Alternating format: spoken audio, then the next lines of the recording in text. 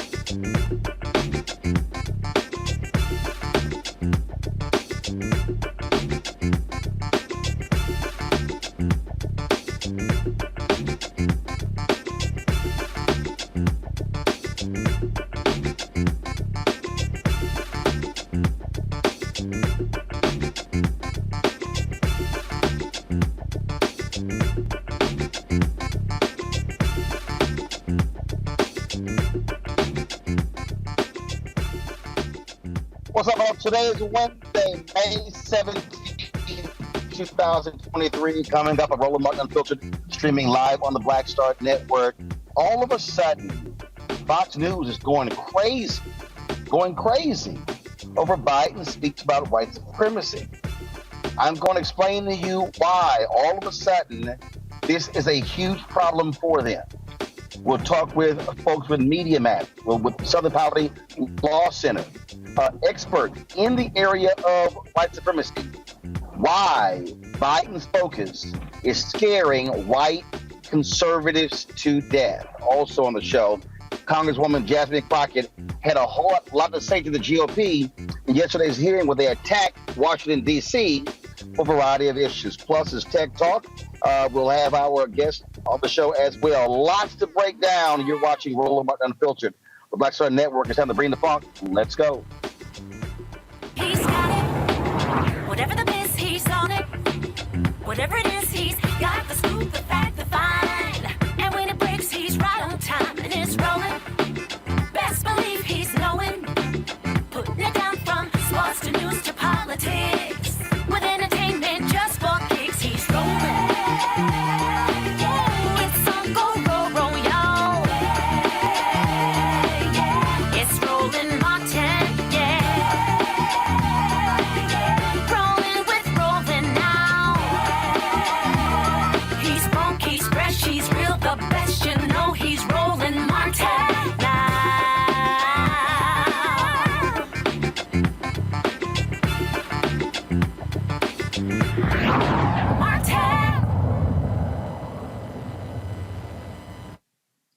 the last 2 days, folks, I've been breaking down methodically Fox News and white conservatives being angry, just angry at President Joe Biden because he chose to speak about white supremacy in his commencement speech to Howard University on Saturday.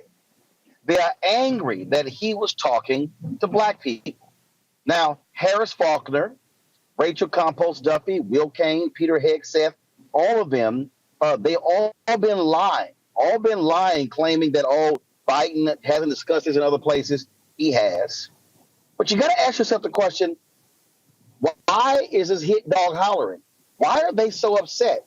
Well, yesterday, Jesse Waters, angry and upset, and he actually had the audacity to try to have some advice for black people with his race-baiting self. Watch this fool. Biden didn't talk like this in the 80s, the 90s, and the 2000s. In fact, it was just the opposite. Why all of a sudden is white supremacy the biggest threat when race relations have improved?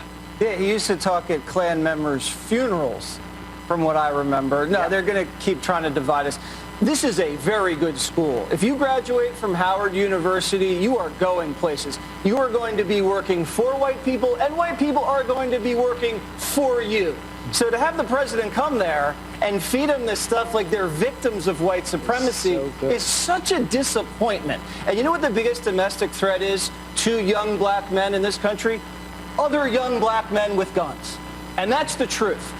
And if you just talk raw numbers, you got health issues to worry about. Coronavirus killed 1 million people. You got absent fathers, education issues. Maybe there's a mass shooter who's a white supremacist a couple times a year. But in terms of the biggest threat to these very, very intelligent black people that have the world at their fingertips, this is not something I would be drilling into their heads. And this is something that proves that white supremacy is not what people think it is. They rank all of the ethnicities on income in this country. Indian Americans make $100,000 a year on average. Filipino Americans, Japanese Americans, Chinese Americans all make more money on average than white Americans. Hispanic Americans make more money on average than African Americans. And it's all based on education. It's not white supremacy that's the determining factor, it's education. Oh, don't you just love Jesse caring so much about black people that he now is telling black people what our concerns should be, what we should be fearing, what should be a threat to us. First and foremost, when we talk about white supremacy in this country, we're not solely talking about terrorism. We're not solely talking about mass shootings. But then again, when you are the white nationalist network like Fox News, it's not like you really understand that, nor do you actually understand black people. Now, again, you need to understand the strategy and how they operate. Will Cain, who is now hosting this week for the 8 o'clock hour after they fired Carlson, he was talking to Nikki Haley, okay? The same Nikki Haley who supported the Confederate flag when it was up in South Carolina, and she felt there were bigger issues to focus on. So who did she decide to blame for this dramatic increase in white nationalism and white domestic terrorism? Oh, the black guy, President Barack Obama. Why do politicians insist on dividing us and seemingly pushing us toward a race war? You look, inflation's running rampant. You've got wokeism in schools. You've got crime at all-time highs. You've got, illegal immigrants, the totally open border. You've got China on the march. And that has nothing to do with race. And the idea that he brought up white supremacy goes back to exactly what you said. It started with Obama. Now it's with Biden. The leftists insert race into everything. And all that does is pit people against each other, and it doesn't allow us to get to any solutions. So their answer to everything is to blame everybody. Oh, so Nimrata, she actually is trying to blame Obama. It was his fault. Oh, and the left injects race. Never mind the reality that Donald Trump press so many racial buttons, and that's who he was speaking to. See, what I need y'all to understand is the strategy here, okay? What they're angry about, and I need you to listen to me very carefully, okay? What they're angry about, they do not want to see a significant black turnout in 2024. So what they're doing is they're attacking Biden, even though this has not been the first time, and listen to me clearly, this has not been the first speech that he's given where he mentioned white supremacy. He literally gave it in the State of the Union. What they're angry about is that he talked about it to a group of highly educated black folks. What they're angry about is that he is speaking to an issue that we know resonates with black folks, because those students had to deal with a bomb scare on the campus of Howard University. Yesterday, Jackson State, bomb scare. Today, Prairie View A&M University evacuated because of a bomb scare. Listen. So what they're freaking out about, they are freaking out is because they want to see black voter turnout go down. They do not want to see black folks turning out in significant numbers. And so I need you to understand strategy. And then you have Elon Musk, from South Africa apartheid, that Elon Musk who made his money off daddy making a lot of money in racist South Africa. He took offense to the shooter in Allen, Texas, being called a white supremacist. And Musk goes, "How dare you?" in an interview on CNBC. Listen.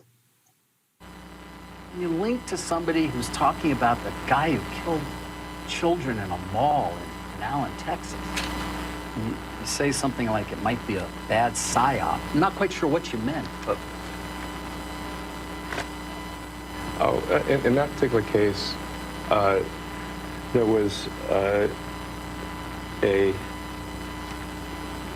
somehow that's not that that obviously people were killed, but it was, I think, incorrectly ascribed to be a white supremacist action.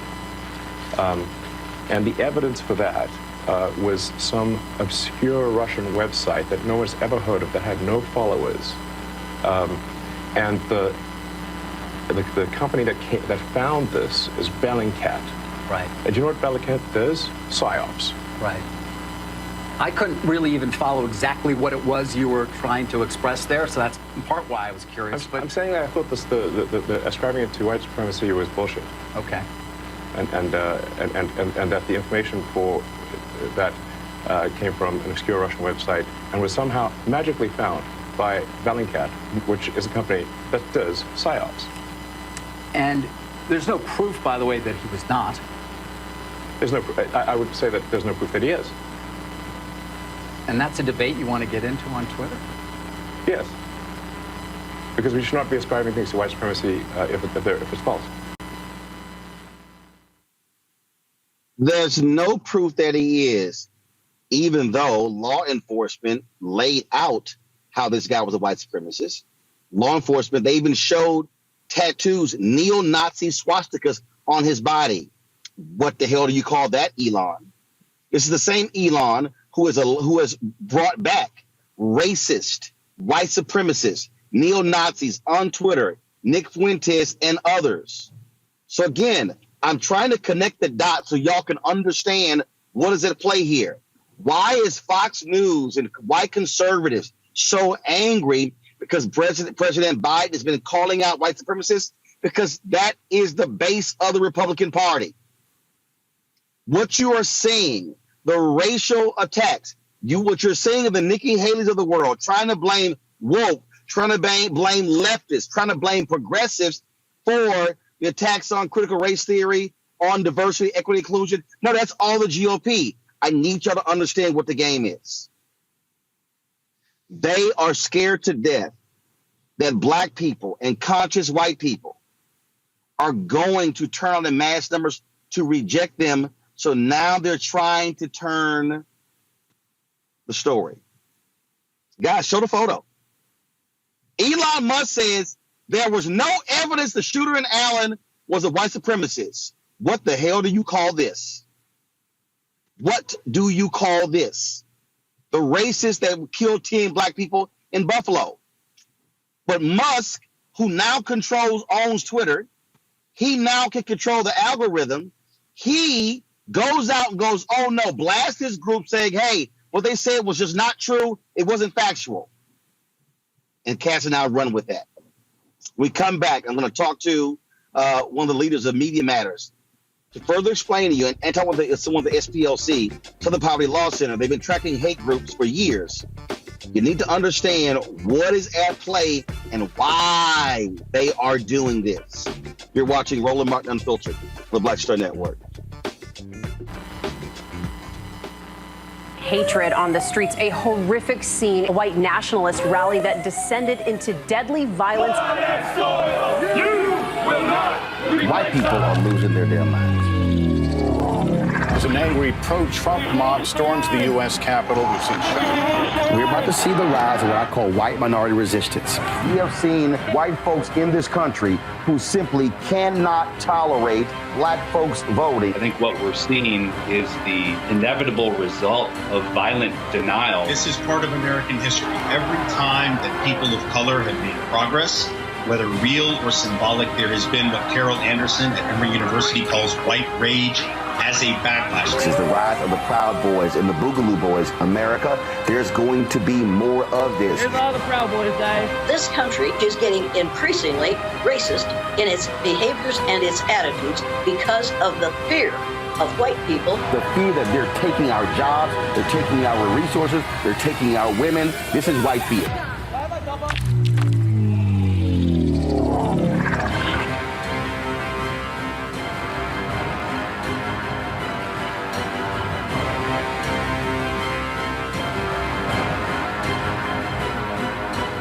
Black Star Network is here. Oh, no punch! I'm real revolutionary right now. Thank you for being the voice of Black America. All momentum we have now, we have to keep this going. The video looks phenomenal. See, this difference between Black Star Network and black-owned media and something like CNN. You can't be black-owned media and be scared. It's time to be smart. Bring your eyeballs home. You dig? My name is Charlie Wilson. Hi, I'm Sally Richardson-Whitfield. And I'm Jonathan Whitfield. Hey everybody, this is your man Fred Hammond, and you're watching Roland Martin, my man, Unfiltered.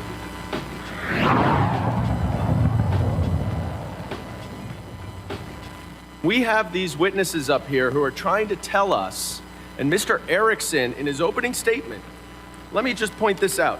This is the big example that we need to be so worried about, because in Atlanta, apparently, there were 23 individuals arrested for crimes ranging from vandalism to assault. We have 650 people who are murdered in mass shootings every single year. Almost 2 per day mass shootings. Sorry, 600 mass shootings. Far more people.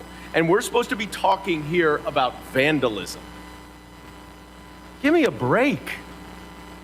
You can't even say, you can't sit here, Mr. Erickson. You were an employee of the Department of Homeland Security. And I want to get to that in a minute. You can't even acknowledge what your own agency said, that the biggest domestic terror threat is white nationalism, white supremacy.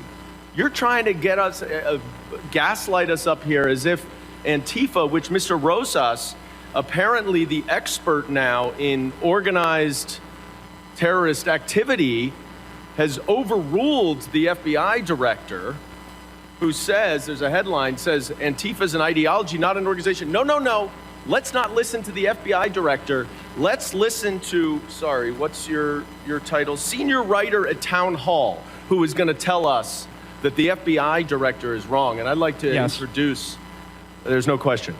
I'd like to introduce, by unanimous consent, an AP article saying the FBI director says Antifa is an ideology, not an organization.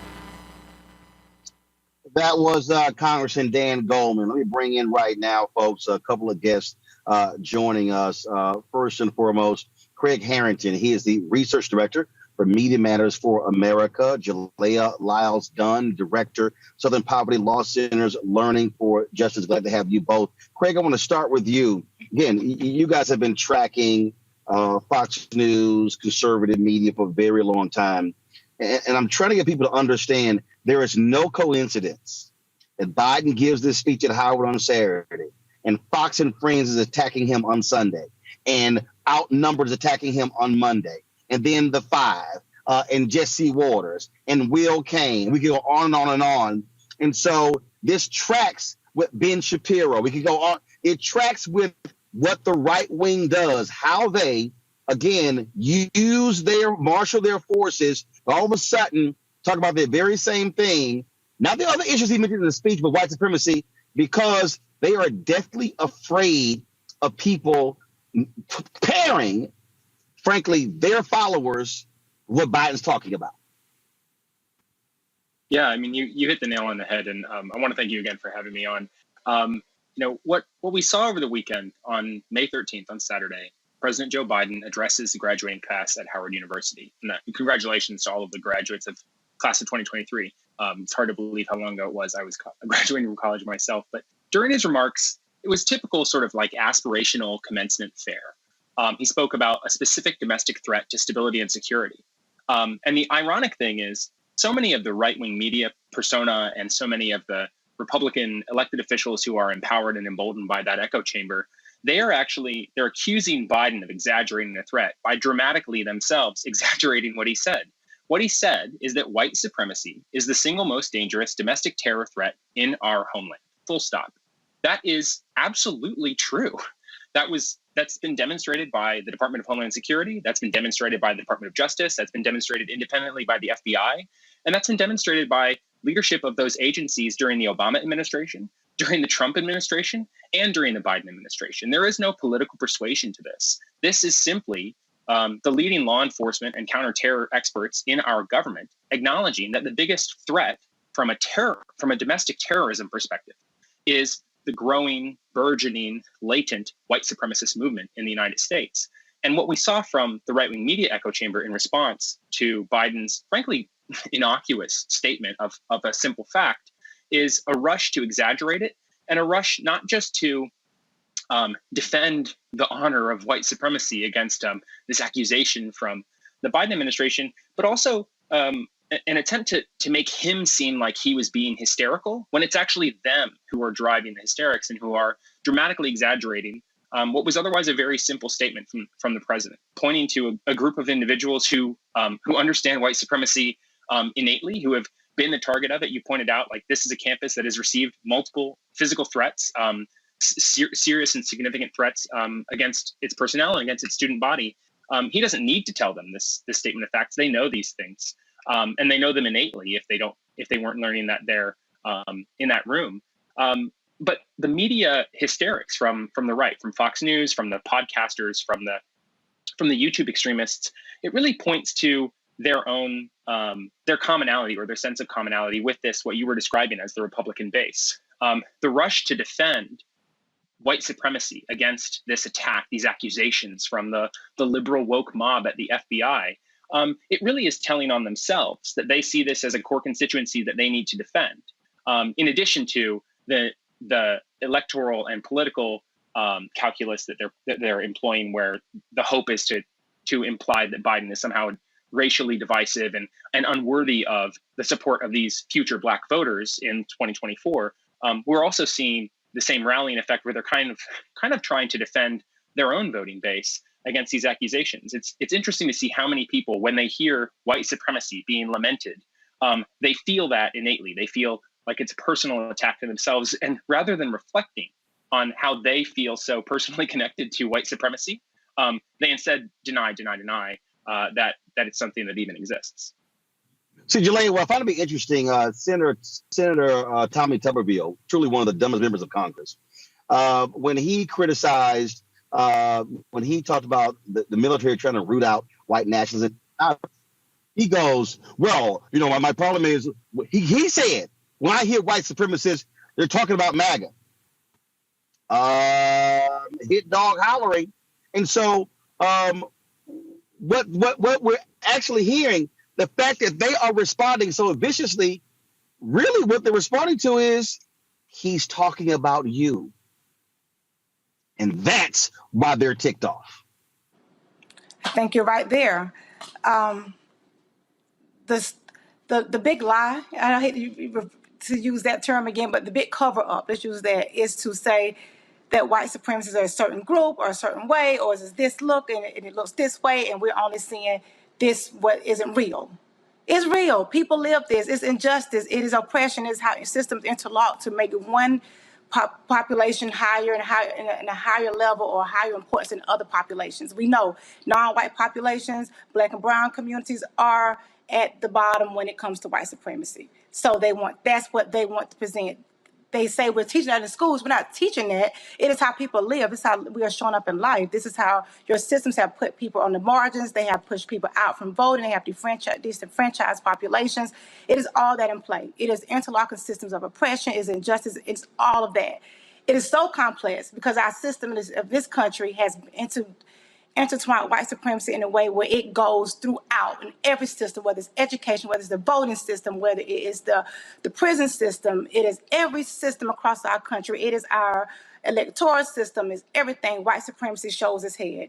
And so to now pretend like it is one thing, it's not another thing. It is America. It is how we built this country. Until we come to truth about what this country and how this country was built, be honest about the race consciousness and grapple about what we're dealing with and then find reconciliation around it, we're going to always have this conversation. We're going to always have this argument. We're going to always have one side saying, this is what really is happening, and sounding crazy as they did in those videos. And as you said, other senators who want to uplift this type of nonsense. But it's two different stories, and no one is agreeing on the real story. There is a real story at play that really happened in this country that really is built on the system of white supremacy, on the legacy of white supremacy, and we're still trying to dismantle it. Those HBCUs were put in place so that young Black folk could come right out of being enslaved, and from the legacy of enslaved descendants can come into a school and understand they were meant to be here, that they are great, that they are special, and that white supremacy is real. So the fact that you even question that a historically Black college or university should not believe that is defying everything they were built on. They were built to know that was true, and they were built to know that their job was to show up despite and dismantle that system that tells them that they are less than, but they are greater than, they are better than, and they can run this country and lead this country from their greatness. I am a graduate of HBCU, so that's why I want to stand in that space too, where I was taught that. Craig, the thing here, and again, what I need people to understand, it's the narrative. It's the setting of the narrative. That's what Fox News is doing, and so what they're trying to say to all of their white listeners, because they don't have many Black people who are watching them. They're trying to say they're attacking you, they're coming for you. I don't care what Nikki Haley says, the Republican Party desperately needs to gin up race in order to drive and stoke the white fear of their voting base, because they need that turnout. That's what Moms for Liberty does. That's what the whole anti-CRT stuff was all about. That's what now with the whole DEI stuff was all about. Fox News wasn't covering these races. They were marching in Washington, D.C. on this weekend because they know that's who watches them. Yeah, it's very interesting that you pointed out, you began this sort of segment by highlighting Jesse Watters. Jesse Watters, the rumor mill is churning here about Fox News. Jesse Watters seems to be one of the primary beneficiaries of the downfall of Tucker Carlson late last month.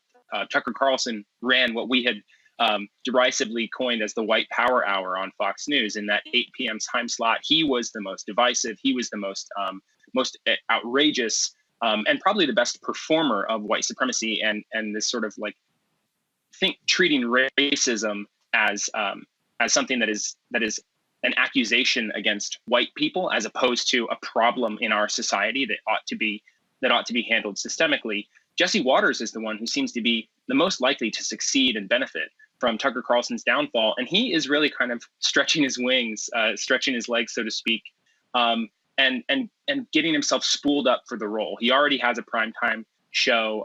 But he has been using this launching pad from The Five, this talk show that is one of their most popular programs, into his primetime segments, where he is really, really leaning into this rhetoric. This seems like it's going to become his hobby horse, and it's his area that he can own and he can drive, and he can gain more viewers. He can sort of succeed Tucker Carlson as the intellectual leader of Fox News. And that's really scary, because not only is Jesse Waters like himself quite mediocre and terrible, and someone who espouses truly horrible viewpoints, but he's someone who is absolutely an opportunist and who's willing to reach for whatever is available to him to chase down the next brass ring and to climb the rungs of power at Fox News. And it's very likely that he'll be the successor, intellectually and otherwise, of Tucker Carlson in that sort of like primary white supremacist role. And it's important to think here, Fox News isn't a news outlet. They're not a media organization. They are a political apparatus. They're not the communication arm of the Republican Party. They're the party. And Tucker Carlson ran the party in 2022, kind of ran it into the ground. Then he cost his boss $800 million, so they threw him out.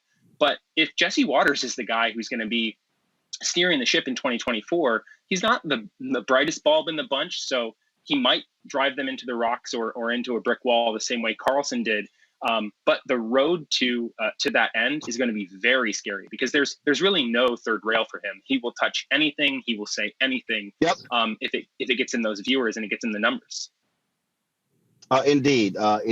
Craig, with Media Matters, we appreciate it. Thanks a bunch. Jalea, I appreciate you joining us, Craig. Jalea, I got about 1 minute left in the segment. I want to give you the final comment. Y'all track these white supremacist groups, and the reality is the numbers don't lie. We are seeing a dramatic increase. They are reaching out to next generation because they are pressing the white fear buttons. Absolutely. And the groups are growing. You're so right. And the types of groups, the radicalization of younger people, the radicalization of folk that you wouldn't have thought would be around the table, that traditionally wouldn't be considered white supremacists, is being tracked this year. We have new reports coming out soon. You should stay tuned of who we have tracked in our states and across our country at this point. And the numbers are increasing, and they're increasing in different ways and across different topic types. So this is real. This is happening. We are not making it up, and it's our job to make people know, to be aware, to be clear, and to not believe whatever junk and these well-funded political media systems have put in place. Because it's not. This is real, and it's real life, and it is a danger to our democracy and to our country. Indeed, Jalea of the SPLC. We sure appreciate it. Thanks, thank you. Want to thank Craig for joining us. Folks, we come back. I'll talk to my panel about this very issue. Again, I'm trying to warn you what's going on here, folks. This is all about electoral politics. You need to understand why they are so angry, and we must be prepared to exercise our power. You're watching Roland Martin Unfiltered right here on the Black Star Network. That was a pivotal time. I remember Kevin Hart telling me that. He's like, man, what you doing, man? You got to stay on stage. And I was like, yeah, well, I'm young, thinking, like, I'm good.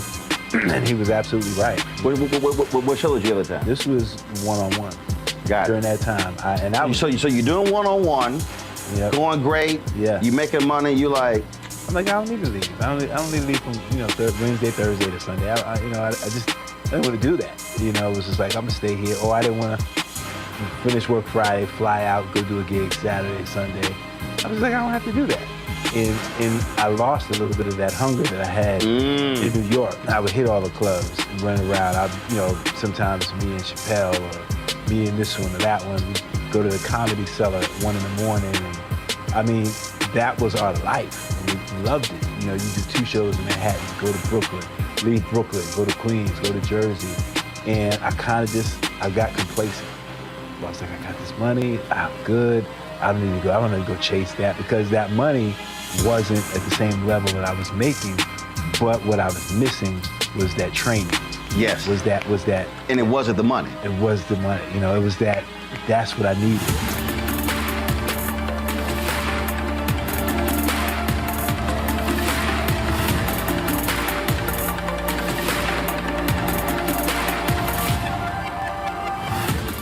Hatred on the streets, a horrific scene, a white nationalist rally that descended into deadly violence. White people are losing their damn minds. As an angry pro-Trump mob storms the U.S. Capitol, we've seen We're about to see the rise of what I call white minority resistance.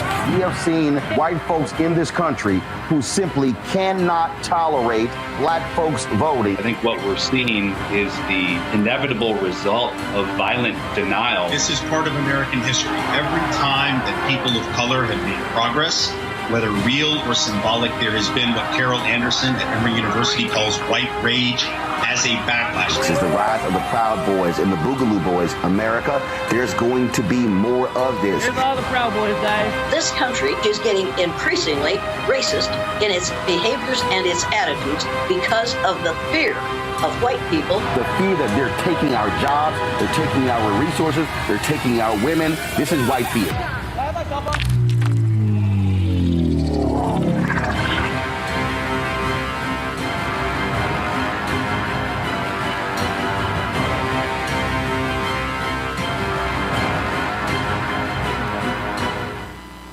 When you talk about blackness and what happens in black culture, we're about covering these things that matter to us, speaking to our issues and concerns. This is a genuine people-powered movement. There's a lot of stuff that we're not getting. You get it, and you spread the word. We wish to plead our own cause. Too long have others spoken for us. We cannot tell our own story if we can't pay for it. This is about covering us. Invest in black-owned media. Your dollars matter. We don't have to keep asking them to cover our stuff. So please support us in what we do, folks. We want to hit 2,000 people, $50 this month, raise $100,000. We're behind 100,000, so we want to hit that. Y'all money makes this possible. Check some money orders. Go to P.O. Box 57196, Washington, D.C. 20037-0196. The Cash App is $RM Unfiltered. PayPal is R Martin Unfiltered. Venmo is RM Unfiltered. Zelle is Roland at RolandSMartin.com. Hey, I'm Donnie Simpson. Hi, I'm Eric Nolan. I'm Shantae Moore. Hi, my name is Latoya Luckett, and you're watching Roland Martin Unfiltered.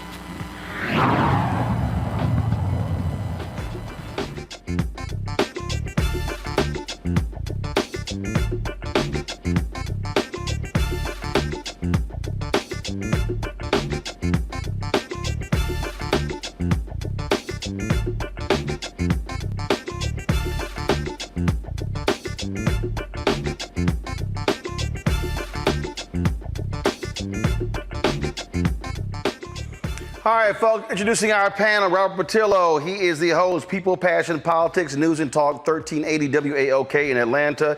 Joe Richardson, civil rights attorney out of Los Angeles as well. Glad to have both of you here. Rebecca Carruthers also joins us. She, of course, based here out of D.C. And, of course, one of our fair elections experts. She's VP for the Fair Elections Center. All right, so Robert, I want to start with you. So again, I'm always looking at connecting the dots. I'm always looking at how these things are all interrelated and how these things move. And when you see the right wing all of a sudden start saying the exact same stuff, it's as if a massive memo went out. It was called like red alert, everybody, all hands on deck. Attack Biden and white supremacy. Oh, that's not as if what's happened. That's what happened. I got the email. I'm still on a couple of their email lists. And that's exactly what went out, because they see this as an opportunity, because what they believe is that white America is so afraid of anything that involves doing anything for black people that this is a political win for them. Tommy Tuberville wouldn't come out and say that he supports white nationalists if they had not already had a meeting and polling showing that white Americans very much support that conceptualization. You will not see this kind of circling of hands around individuals and pushing forward this, things that used to be taboo in American society as now being mainstream in Republican politics. Republicans used to at least lie. about being against diversity, equity, and inclusion. Now they pass laws about being against diversity, equity, and inclusion. Imagine a governor 10 years ago or 20 years ago coming out like DeSantis did this week and saying, I want to stop diversity in college education in my state.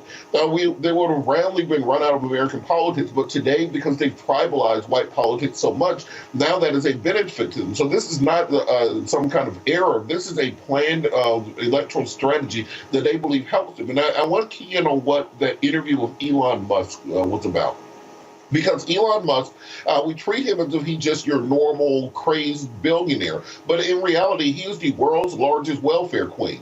Elon Musk does not have real and actual money. What he has is government handouts. And I think that it is time for us as Black people to start going after those government handouts that he's getting. He just got $3 billion from the United States government last year for the human landing system as part of the Artemis program. We need to be contacting NASA Administrator Bill Nelson and also Senator Patty Murray, who's over the Senate Appropriations Committee, and say to reopen the competition for that human landing system, allow Jeff Bezos and Blue Origin, allow Dynetics, allow many of the other companies that bid on it to open that back up. Because why are we paying Elon Musk $3 billion to support white supremacy? In addition to that, we have many U.S. Space Force payloads that are on the Falcon 9 rocket. Those can be done by Aerojet Rocketdyne. They can be done by many other launch providers instead of the United States government paying Elon Musk hundreds of millions of dollars every month to put their apparatuses into space. So we really want to do something about the spread of white supremacy. Elon Musk in that interview said, well, I don't care if I lose money.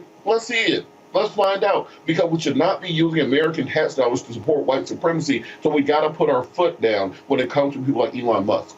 Rebecca, the point Robert makes there, they now know Donald Trump has allowed them to openly embrace white nationalism. You literally have white supremacists who are in Congress. When you listen to Marjorie Taylor Greene, white supremacist. When you listen to Lauren Boebert, white supremacist. Paul Gosar, Andy Biggs.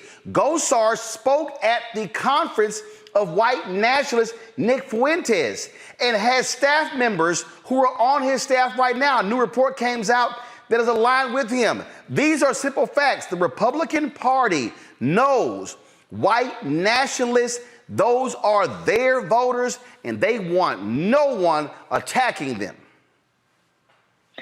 Roland, this is about power, and it's about money as well. Because Fox News and some of the other platforms that participated in this coordinated effort to fight back against President Biden calling out white supremacy as one of the greatest threats to America, they all make money off of peddling white supremacy. Tucker Carlson, it is so interesting that as many years that Tucker Carlson has peddled white supremacy, all of a sudden a text went too far and they have to do something about it. No, he actually started to lose money for Fox. So Fox was fine with white supremacy until they started to lose money. But when we take a step back and we look at the power aspect of this, is you mentioned that there are members of Congress who are white supremacists. And there's also local sheriff, there are district attorneys, there are judges, there are people in pretty powerful positions that impact people's day-to-day life who are also white supremacists. Their base, their political power has been built based upon white supremacy. And what's also important to note here, it was very divisive for some of these platforms over the last couple of days to point to Asian Americans as if Asian Americans are model minorities and saying, oh, well, if whiteness is America is so bad, then why are Asian Americans on average making more money than white people? You know what? This is very disingenuous. I bet if they actually allow for critical race theory to actually be taught, they would actually understand what exactly is white supremacy instead of throwing out this really stupid response and rhetoric. Joe, the reason I have focused on this now for the third consecutive day is because I need Black folks who are watching and listening to understand they want Black people in 2024 to do what many of us did in 2016. Donald Trump thanked Black people for not voting. That's what they want. We saw a drop-off in the 2022 midterm elections, and they are hoping there's a repeat of that in 2024.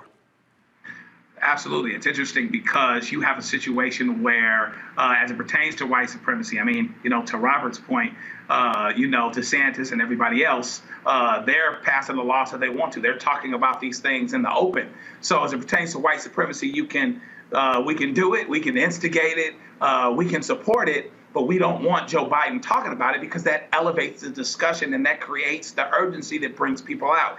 Even though they are trying to grow their base and trying to grow the number of people that would vote their way by stoking certain fears that are very, very, very evident. It's actually an old playbook. It's a little bit more out front now, but it's an old playbook.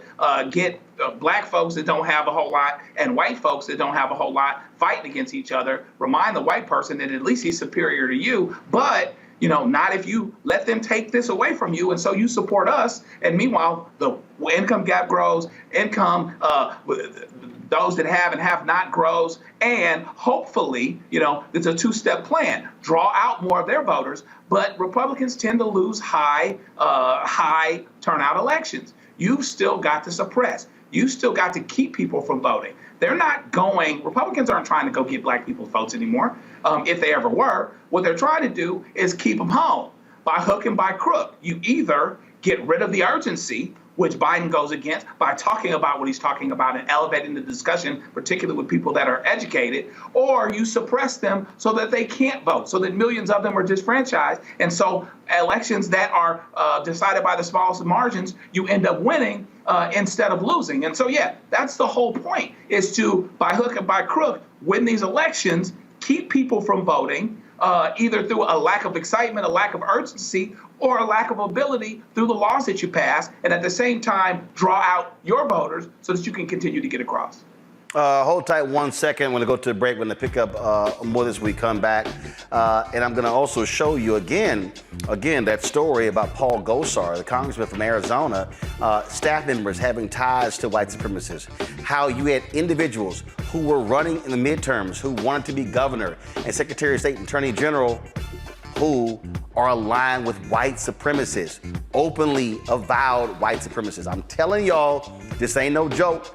Don't sit here and play games here. These people absolutely want to hold power, and they are afraid of being called out. You're watching Roland Martin Unfiltered on the Black Star Network. YouTube folks, hit that like button. Also, download the Black Star Network app, Apple phone, Android phone, Apple TV, Android TV, Roku, Amazon Fire TV, Xbox One, Samsung Smart TV. Also, join our Bring the Funk fan club. Your dollars make it possible for us to do what we do. Check in money orders. Go to P.O. Box 57196, Washington, D.C. 20037-0196. Cash App, $RM Unfiltered. PayPal is R Martin Unfiltered. Venmo is RM Unfiltered. Zelle is Roland at RolandSMartin.com. Roland at RolandMartinUnfiltered.com. We'll be right back. On the next A Balanced Life with me, Dr. Jackie, we're talking about leveling up, or to put it another way, living your very best life. How to take a bold step forward that'll rock your world. Leveling up is different for everybody. I think we fall into this trap, which often gets us stuck because we're looking at someone else's level up journey, what leveling up means to them. For some, it might be a business venture. For some, it might be a relationship situation, but it's different for everybody. It's all a part of A Balanced Life. That's next on Black Star Network. Next on the Black Table with me, Greg Carr, we look at one of the most influential and prominent Black Americans of the 20th century. His work literally changed the world. Among other things, he played a major role in creating the United Nations. He was the first African American and first person of color to win the Nobel Peace Prize. And yet today, he is hardly a household name. We're talking, of course, about Ralph J. Bunche. A new book refers to him as the absolutely indispensable man. His lifelong interest and passion in racial justice, specifically in the form of colonialism. And he saw his work as an activist and advocate for the Black community here in the United States as just the other side of the coin of his work trying to roll back European empire in Africa. Author Cal Rostiala will join us to share his incredible story. That's on the next Black Table, here on the Black Star Network. Hello, everyone. It's Kiara Sheard. Hey, I'm Taj. I'm Coco. And I'm Lily. And we're SWB. What's up, y'all? It's Ryan Destiny, and you're watching Roland Martin Unfiltered.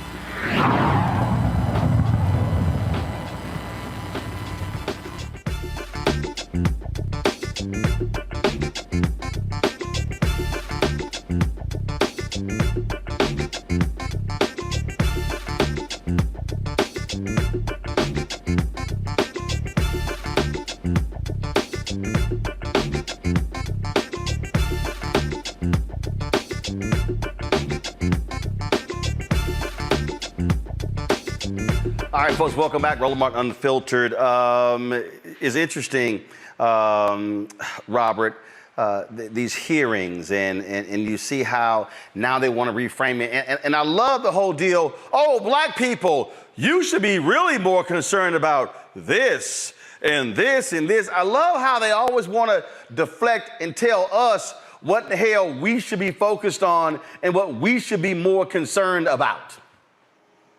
Well, you know, it's funny. What I thought of was the last time I had a conservative on. My first question was, well, what is the conservative agenda for black people? And their answer is, well, you shouldn't need a conservative agenda for black people. So they don't want to actually have an agenda that benefits the black community. They want to continue to uphold and support white supremacy. But then when you have somebody like Joe Biden talking about the issue, because let's not pretend Joe Biden has been, you know, the end-all be-all for black folks when it comes to things such as criminal justice reform, when it comes to issues on police reform, when it comes to many things that they put in the agenda in 2020 that we thought we would have right now, but at least he's willing to speak to the issue. And in the last several weeks, we've seen many things the Republicans were counting on to kind of bring Biden down not work. People don't really care that much about Title 42 ending. People don't really care that much about the Durham report. The economy is going great. The 3.4% unemployment rate. You're looking at gas prices that are $1 lower today than they were a year ago. And because of that, they have to find new things to try to run on without actually having any policy. So their entire campaign strategy for 2024, they're showing you right now, it is going to be stoking the racial fears of white people. They're trying to scare the hell out of white people enough that they can bring Trump back into office. And it's our duty, our job, to make sure that doesn't work. I mean, Rebecca, this is why I wrote this. I mean, and it's amazing. All of these mainstream media folk don't want to have a brother on talk about it. And I'm sitting here going, don't y'all see what's going on? This is playing out in front of your face. But again, the problem with white mainstream media, which I wrote about in the book, White Fear, they are part of the problem. Those executives, those producers, they don't like the fact that this is also talking about them, even some of them who are progressive, so-called. Well, you know what's really interesting here? It's not good enough to speak out against white supremacy. If you're not actively anti-racist, you are a problem in America.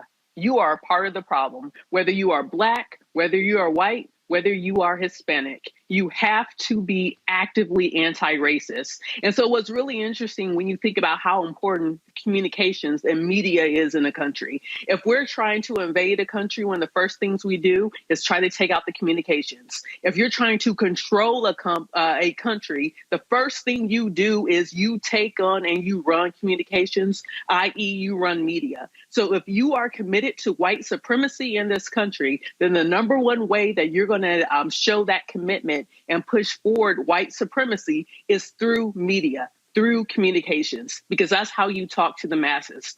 So what we see here is that there are folks within mainstream media who have a vested interest in white supremacy because it's how they get their views, it's how they get their power, it's how they make their money. Is one reason why we see a particular network that decided to do a unfettered town hall with Donald J. Trump, who we know to be a white supremacist, without actually asking the follow-up questions or even framing the town hall in a way that would actually hold him accountable for many of his misdeeds while he was in office and the misdeeds since he's been out of office. So there's too much money and too much power to be had in white supremacy. And that's the reason why we don't see mainstream media and we don't see even the mainstream Americans holding those who are actively peddling white supremacy and holding those folks accountable. You know, Joe, again, what Robert said, and why we're laying this thing out to every black person. And look, there are people who watch us who are not black. There are people who watch us who are white, who are Latino, and they need to understand the Republican Party. We have seen this since 2016. They are the party of white America. Yeah, you got some black people. Yeah, you got some Latinos, but they are about appealing to white people. And this is about fear. It's about getting them afraid. They're taking, look, as an ad we have, they're taking your jobs. They're coming for our women. They're coming for everything. They're coming for our culture, our way of life. That's what they're all about. And so this here, by attacking Biden for calling out, and again, this ain't Biden just going, well, what the hell, I can talk about it. You literally have law enforcement, intelligence folks in the United States that are saying white domestic terrorism is the #1 homegrown threat. But their whole deal is, how dare you, because they are the ones who are out campaigning for Donald Trump, for DeSantis, for the Republican Party across the country, north, south, east, and west. How dare you talk about what's true? How dare you actually accept the suggestion that the laws that you're trying to pass, the things that you're trying to do, who you've elected and supported for president, actually suggest that you are connected to, if not a white supremacist yourself, then connected to white supremacy and an acknowledged beneficiary of white supremacy. So how dare you treat things as they really are and call it like you really see it? And again, to the point that was made earlier, you know, Joe Biden ain't always been, you know, on the front of every bastion of liberalism. You know, he's nobody's far left guy. As a matter of fact, the progressives will tell you that and remind you that. But he gets it wrong and has gotten it wrong all the time on things like that. Probably had backroom conversations with him. And now here he is talking about white supremacy being the greatest domestic threat.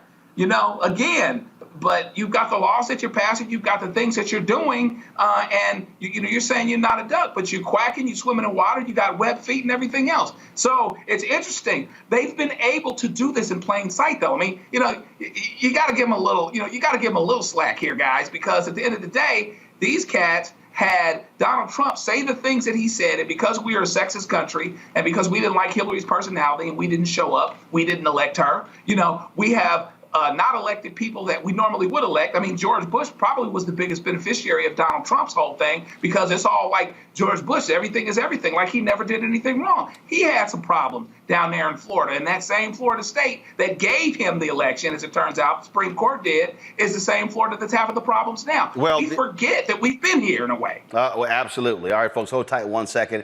Got to go to a break. We'll be back on Roland Martin Unfiltered on the Black Star Network. Yo, let me shout out Donnell Rawlings, my man. He sent his candles. We always burn them, his 100% organic soy wax candles. And yeah, you know, he had to say, I smell rich. You know, with his little slogan. But appreciate it, Donnell. Thanks a bunch, my brother. Y'all, we'll be right back on Roland Martin Unfiltered on the Black Star Network. On the next Get Wealthy with me, Deborah Owens, America's Wealth Coach, nurses are the backbone of the healthcare industry, and yet only 7% of them are Black. What's the reason for that low number? Well, a lack of opportunities and growth in their profession. Joining us on the next Get Wealthy is Needy Bartanilli. She's going to be sharing exactly what nurses need to do and what approach they need to take ownership of their success.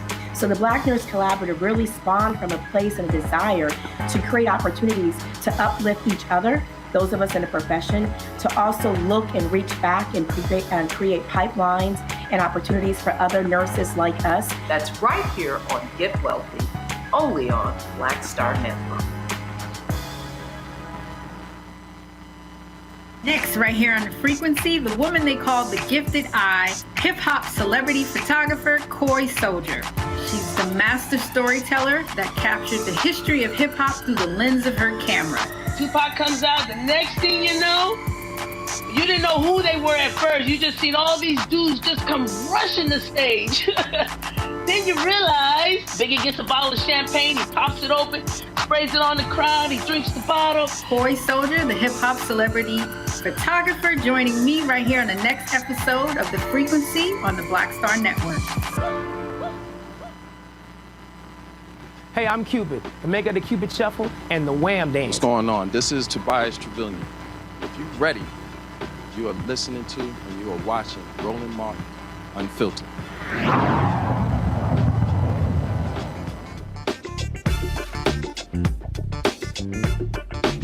All right, so the GOP in their whole crime, they've been attacking Washington, D.C., attacking Muriel Bowser, saying they don't know what the hell they're doing. Well, there was a hearing yesterday on Capitol Hill and was more the usual. But Congresswoman Jasmine Crockett from Texas, she actually, my Congresswoman, I'm still registered to vote there. Let's just say she used her 5 minutes to bring the heat to the Republican Party and was even checking them to their faces. Oh, this is good, y'all. This is good. Is Ms. Crockett from Texas for 5 minutes. Thank you. I don't know that I can get through all that I need to say in 5 minutes, but I'm going to do my best. We're going to start off with sexual abuse. I am so excited that my colleagues across the aisle care about sexual abuse, considering that the front runner right now for, like, presidency is kind of just been found liable of sexual abuse. So I'm excited because this may mean that finally some folk will back off from supporting him because we don't support sexual abusers in this chamber. So I'm happy about this. But let's talk about facts versus fiction. My Republican colleagues want to talk about being tough on crime and keeping criminals off the streets. And so we've talked about, let's talk about what is criminal.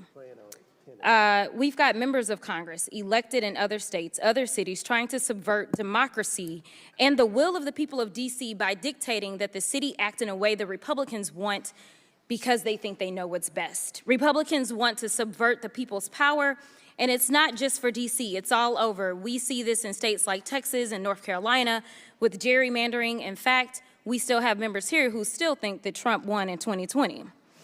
Republicans want to talk about crime and violence, but they don't want to admit their role in this crisis. The fact is that they still allow assault weapons in the hands of radical right extremists, which have forced families visiting a mall in my state of Texas to leave a mall with nothing more than trauma, hurt, and despair as a neo-Nazi terrorized them. And yet, what did they have in their hand? Another AR-15, but we don't want to have a conversation about that. So if we're going to talk about crime and the reasons for the increase in them, we've got to talk about these root causes. Number one, the fact that we have elected legislators that won't do their job and protect people by keeping these weapons off the streets. That's number one. Number two, we are still reeling from a financial crisis, and guess what? They don't want to make it better. I'm sure they all campaigned and said, oh, we're going to help out the economy post-COVID. But right now, we are on a cliff over the debt ceiling. The debt ceiling that was raised 3 times under Trump, and 25% of this credit card bill that they don't want to pay was accrued under Trump, and he only had 1 term. And hopefully he won't have no more. Nevertheless, I digress. Let me move on. So let's also talk about the fact that just recently, I think it was yesterday or 2 days ago, we received reports that there is a staff member who's working for a Republican on this committee who has ties with and supports a white nationalist who has proclaimed himself to be just like Hitler.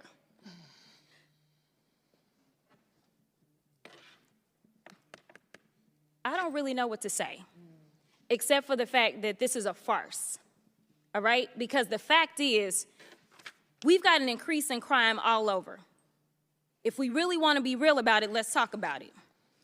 We're talking about D.C. right now, but the murder rates in red states like Louisiana, Mississippi, Alabama have statistically exceeded those in blue states like Illinois, New Mexico, and Michigan every year since 2000. But since my colleagues feel the need to meddle in local affairs of D.C., then let's look at where there might be issues. To be clear, D.C. doesn't control most of its own post-arrest criminal justice system. Instead, the federal government administers most of it. So I have a few questions, yes or no, for you, Mayor Bowser. The federal government, not DC, has the authority to prosecute nearly all crimes committed by adults under DC law. That's correct. The federal government appoints judges to the local DC courts. That's correct. The federal government has jurisdiction over community supervision and adults charged or convicted of DC crimes. That's correct.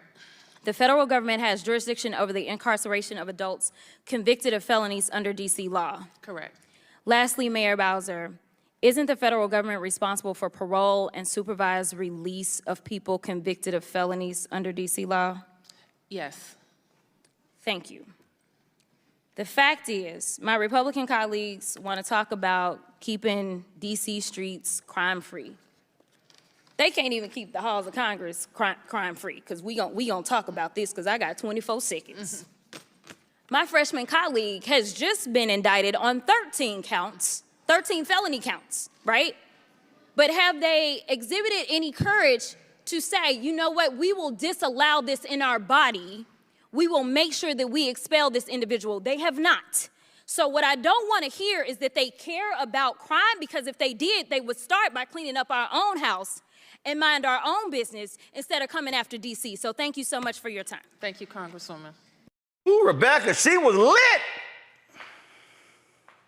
You love to see it. You know, what she said was very important, because I don't think most Americans understand that under home rule, or the lack of home rule, DC basically, their hands are tied in what they can and cannot do when it comes to responding to criminal activity and criminal arrest and criminal threats in the capital city. But not only that, DC actually got together, worked with a lot of community activists, advocates, as well as criminal justice reform experts to actually revise the DC criminal code. And they came up with something that ended up being a great product. But instead, we see that Congress is interfering with DC's right to determine its own destiny, its right to determine how best to deal with crime within its borders. Instead, you see hypocrisy of the current Congress, who isn't paying attention, like Jasmine Crockett said, to what's happening within Congress. You literally have people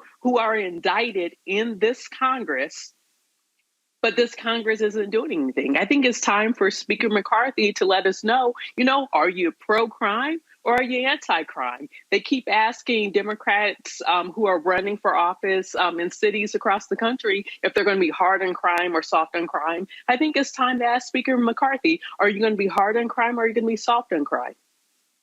You know, it was just hilarious just watching these nutcases, Joe, just drawing on and on and on. And when Representative Crockett lays it out, they're trying to blame D.C. for something the federal government has control over. And guess what? They run government. Yeah, I mean, it's interesting.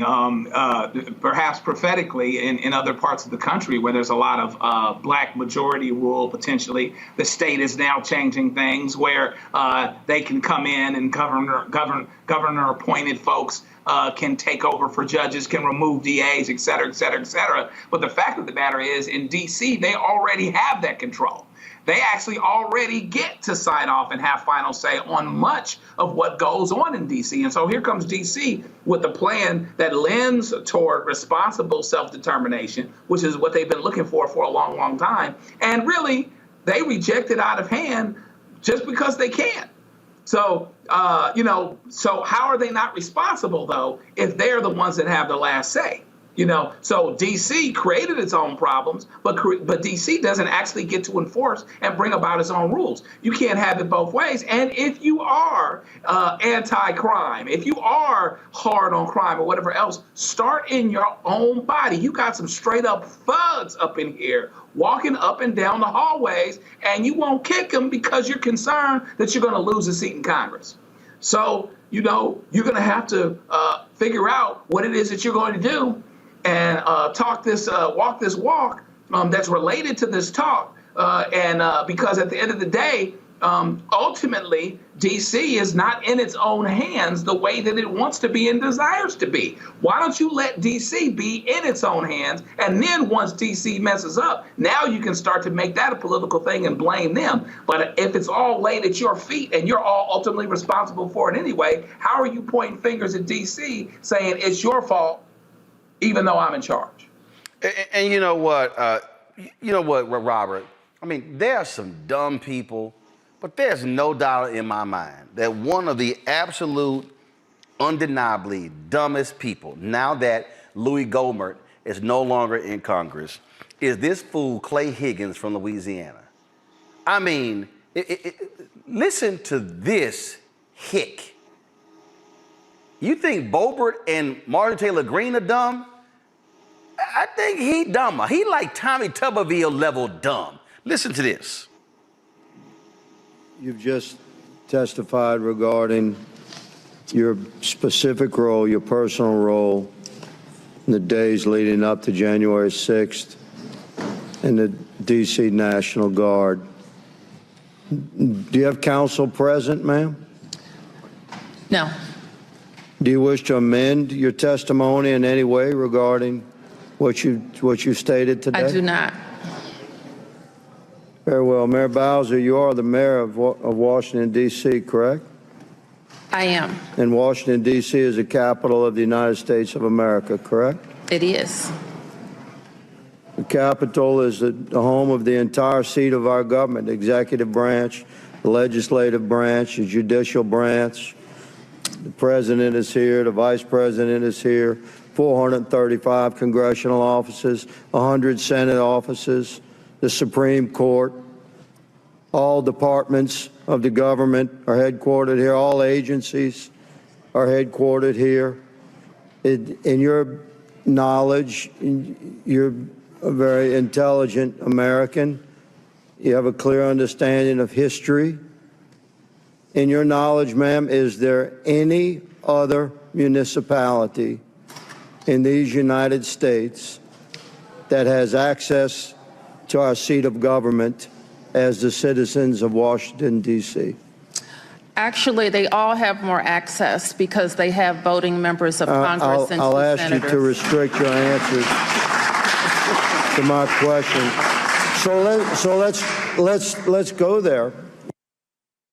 Robert, then they're like, let me remind you, no clapping allowed in hearings. Well, they were clapping because dumbass looked like a fool. Yeah, any first-year mock trial professor can tell you, when you're doing that type of quote-unquote cross-examination, don't ask open-ended questions and don't ask questions you don't know the answer to. You have to make sure you box them in so there's only one answer, which should be a yes or no answer. And he got, somebody out-lawyered him on the lawyering. I think he would end up very embarrassed. And this part of the issue that we have with Republicans right now, because as I mentioned earlier, you have the Durham report come out earlier this week or last week, talking about the issues with the FBI and using flimsy evidence to go after Trump. Okay, fine. And you have Republicans, people like Vivek, the guy running for president, can't pronounce his last name, some other members of Congress saying, we need to abolish the FBI. We need to abolish law enforcement. We have to abolish the Department of Justice.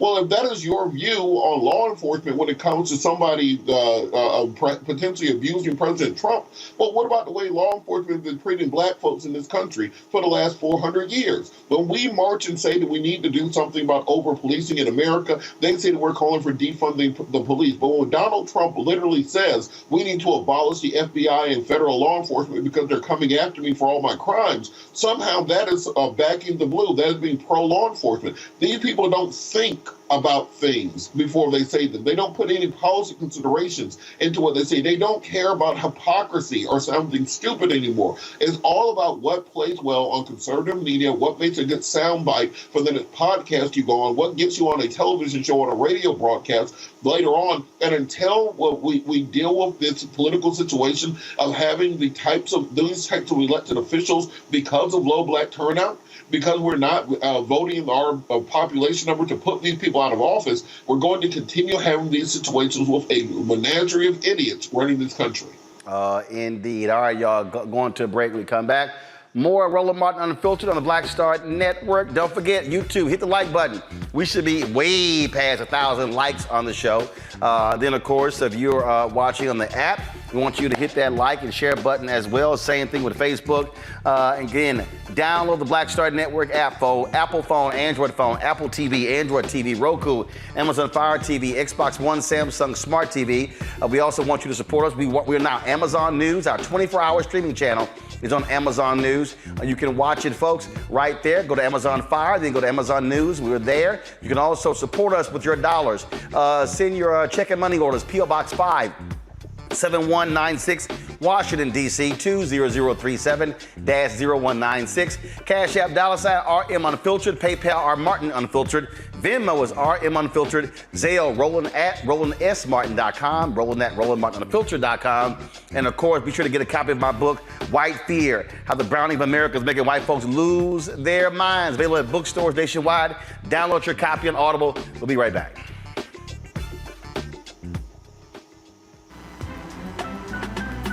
I'm Faraji Muhammad, live from LA. And this is The Culture. The Culture is a two-way conversation. You and me, we talk about the stories, politics, the good, the bad, and the downright ugly. So join our community every day at 3 p.m. Eastern and let your voice be heard. Hey, we're all in this together. So let's talk about it and see what kind of trouble we can get into. It's The Culture, weekdays at 3, only on the Black Star Network. When you talk about blackness and what happens in black culture, we're about covering these things that matter to us, speaking to our issues and concerns. This is a genuine people-powered movement. There's a lot of stuff that we're not getting. You get it, and you spread the word. We wish to plead our own cause. Too long have others spoken for us. We cannot tell our own story if we can't pay for it. This is about covering us. Invest in black-owned media. Your dollars matter. We don't have to keep asking them to cover our stuff. So please support us in what we do, folks. We want to hit 2,000 people, $50 this month, raise $100,000. We're behind 100,000, so we want to hit that. Y'all money makes this possible. Check some money orders. Go to P.O. Box 57196, Washington, D.C., 20037-0196. The Cash App is $RM Unfiltered. PayPal is R Martin Unfiltered. Venmo is RM Unfiltered. Zelle is Roland at RolandSMartin.com. Hi, I'm Gavin Houston. Hi, I'm Carl Payne. Hey, what's up, y'all? It's your boy Jacob Lattimore, and you're now watching Roland Martin right now.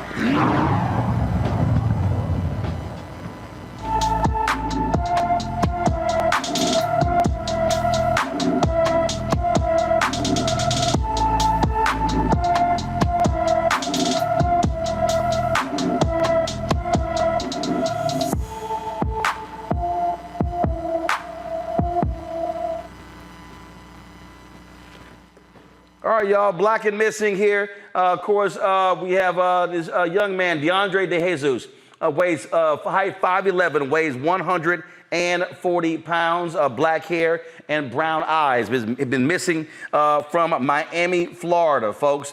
You know, we always cover these stories. It's important for us to spread the word. If you actually have any information with regards to the whereabouts of this young man, please, we want you to call the Miami Police Department. This absolutely matters, folks, because, again, our kids are missing, and we don't get the same attention as we, of course, see all the time when white folks come up missing, which is why we do this every single day. Now, y'all know if a white woman or a white child came up missing, we would have Amber Alerts going on every single day. And so, please, again, DeAndre DeJesus missing from Miami, folks. And so please, the number is there on the screen. And we want you to please make that phone call because we need this young man to be found. The number again is 305-247-1535, 305-247-1535. And so be sure to check that number out. Actually, I'm sorry. That's actually, giving a different number here. So let me pull this number up here. I have a different one. Let's see here. Here we go. So you got the number there on the screen. And so please call that particular number there. Let's go to headlines, y'all. And first and foremost, Kid Rock is catching a lot of heat because he has contributed $5,000 to the fund of Daniel Perry. That's the white man in New York City who killed Jordan Neely, choked him to death. Here's what's so crazy. More than $2 million has been raised for the defense fund of this former Marine. Florida Governor Ron DeSantis literally put out a tweet asking folks to give. Then Nikki Haley, she comes out. Do we have sound of Nikki Haley on this one? Talking about she actually has called for the governor of New York State, Kathy Hochul, to pardon this dude. Joe, what the hell? You got Texas Governor Greg Abbott being pushed by Tucker Carlson, and he says he's going to pardon the white man, the racist, who killed the white Black Lives Matter protester. Now you got Nikki Haley saying, oh, the governor of New York should pardon this guy. How all of a sudden is Daniel Perry now the latest Kyle Rittenhouse for the Republican Party? So we got it? All right, press play. Because they will know that there's no accountability for anyone who tries to stop them. Yeah. And if she pardons him, that sets a right on a lot of things. It'll put criminals on notice, and it'll let people like Penny, who really were very brave in that instance, it will let them know that we've got their back. Exactly. We need more Daniel Pennies, and we don't need a disincentive for strong men or women standing up in moments of crisis. And we need leaders, and this is why I wanted to see what your answer would be to that moment from 2020. We need leaders who will stand up with strength in these moments where we are surrounded by fear. I have to go quickly, but I want to have a longer conversation with you. I hope that we have a longer conversation, but I do want to ask you this question on the way out. It's one that I think— So while Joe, Penny is now, again, their newest Kyle Rittenhouse. Yeah, he is, and he's got $2 million. He'll be able to mount up a pretty good defense, and in liberal New York City, he's got a good chance of at least hanging that jury. You know, New York is very interesting because it reminds you of the paradox that is America. You know, even you think, well, you're in New York, and so therefore, we have Democrat mayors and we have Democratic governors or whatever else. But going back decades, Rudy, Trump.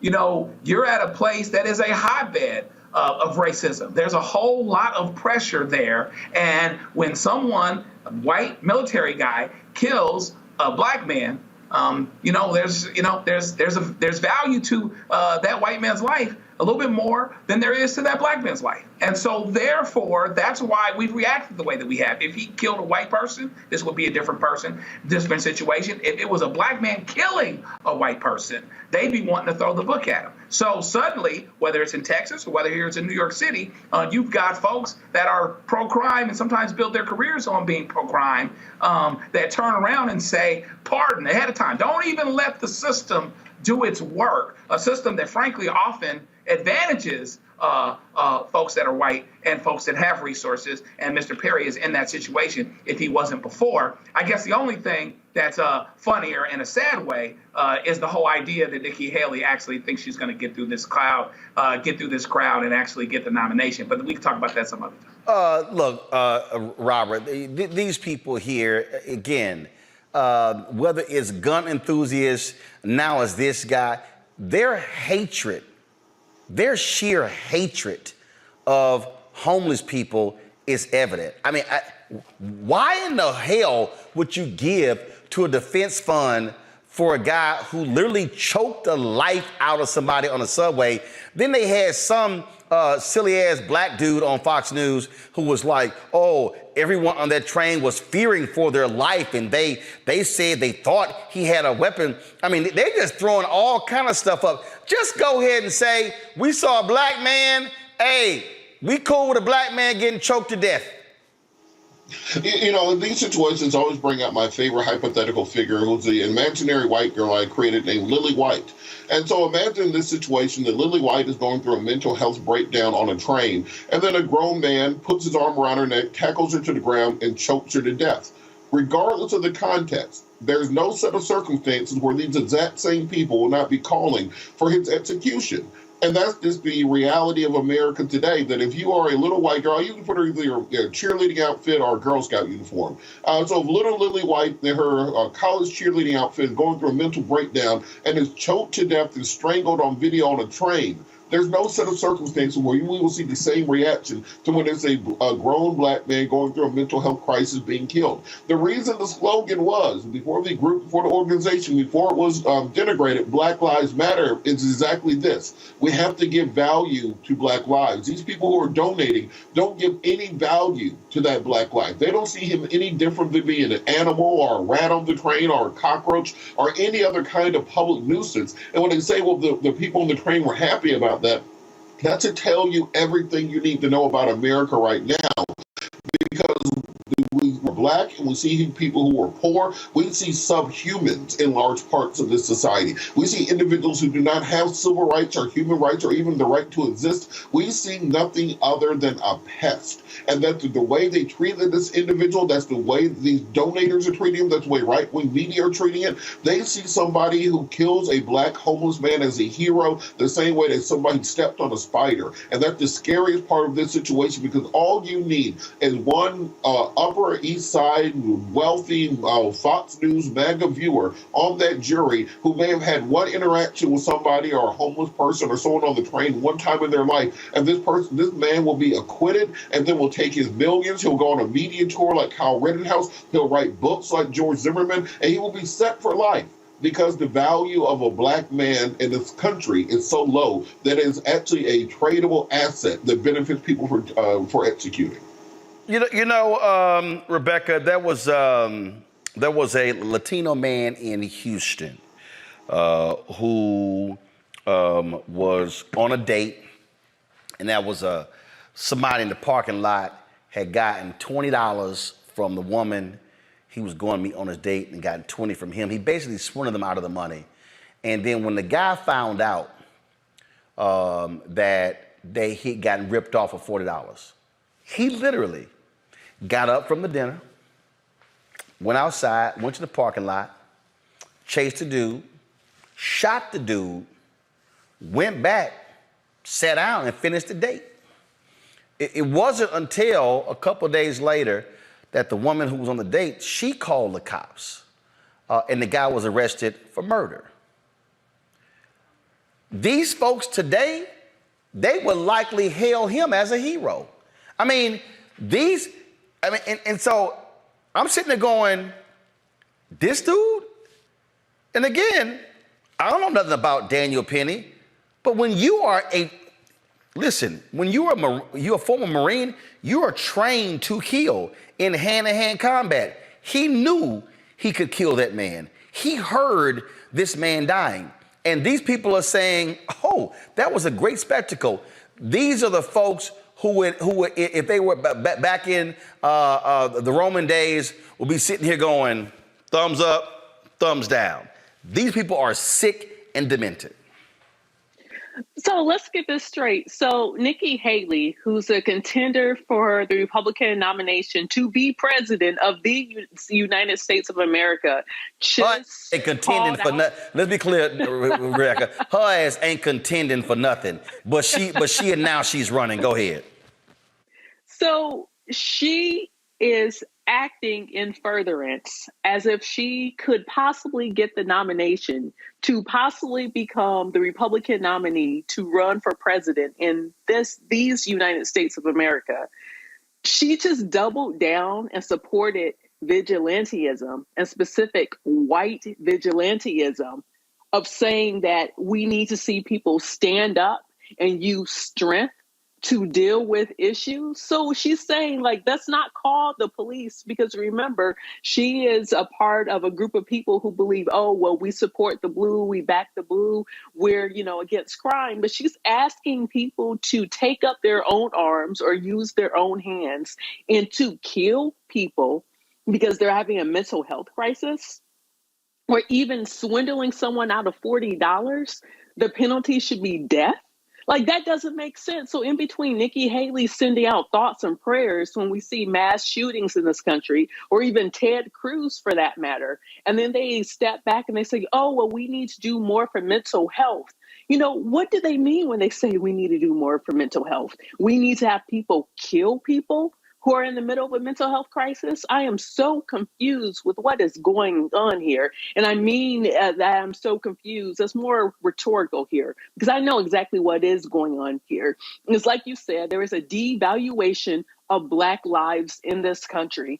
And now seeing these videos for certain people who aren't doing their anti-racism work, it becomes snuff. It becomes kind of like almost like a porn for them to watch and to giggle and to laugh. And just like you said, like if this was back during Roman times, a thumbs up, a good job. Or if this was back in the 50s and 60s when you had white families on Sunday afternoons across the South show up to the hanging tree to watch someone get hung, it's the same thing and it's sickening. Now, folks, on today's show, we were supposed to have Congresswoman Sheila Jackson Lee and Congressman Jamal Bowman, but there was a vote, and that vote dealt with Democrats pushing for a resolution to expel Congressman George Santos. And so they were outside on Capitol Hill. I'm just seeing this video here. This is a reporter from CNN shot this video. So Santos was out telling the media he was not going to resign. It was Bowman who yelled at him that he should resign. And then Santos then walked away. Then Marjorie Taylor Greene, she then decided to have a few words with Jamal Bowman. Watch this exchange. What are you talking about? Yeah, migrant children missing. No, we don't know the news. I don't know. That's Fox News. That's Fox News. Listen, I need you to save the party. Pay attention. Save the party. What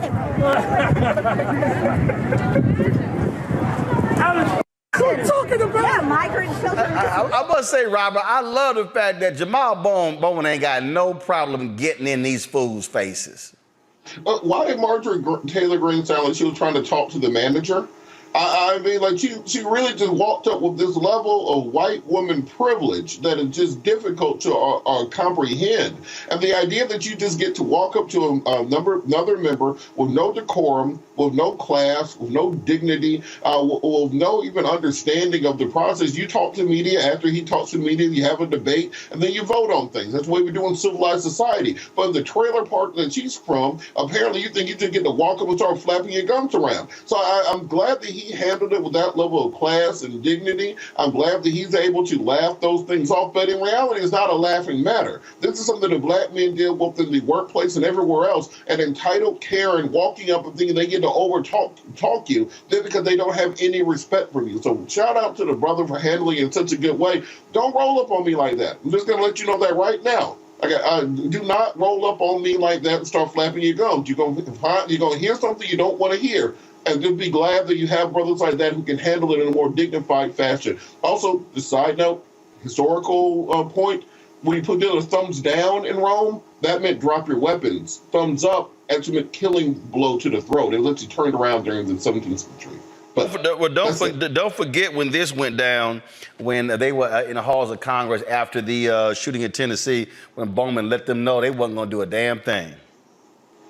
Force them to respond to the question, why the hell don't you do anything to save America's children? And let them explain that all the way up until election day on 2024. Let them explain it all the way up to election day on 2024. They're freaking cowards. They're gutless. They're not here. I'm talking about gun violence. You know, there's never been I'm talking about gun violence in a school that allows teachers to carry.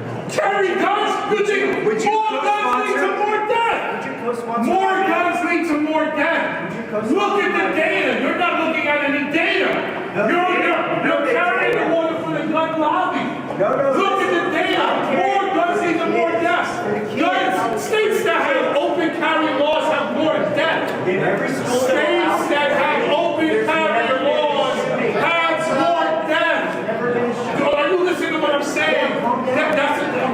Their children are dying. 9-year-old children. Because the solution is not arming teachers. Have you ever worked in a school? Like I said, Bowman like like, yo, you about that life? All right, let's go at it. So he is not afraid to get these folks' face and let them know exactly how he feels. Let me quickly go to a break. We come back.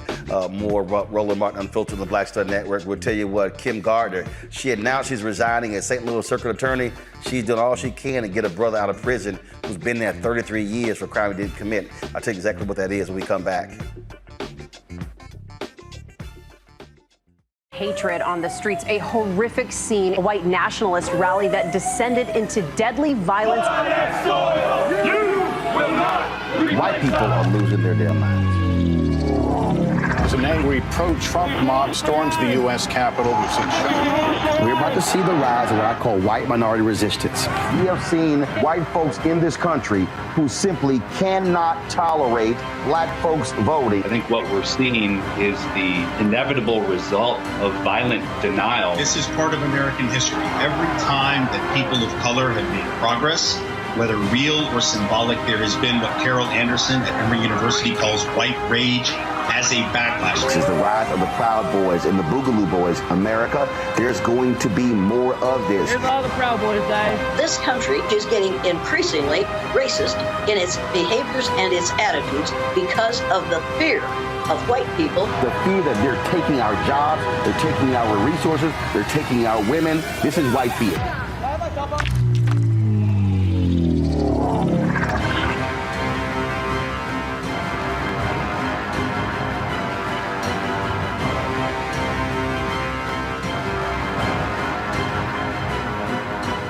Black Star Network is here.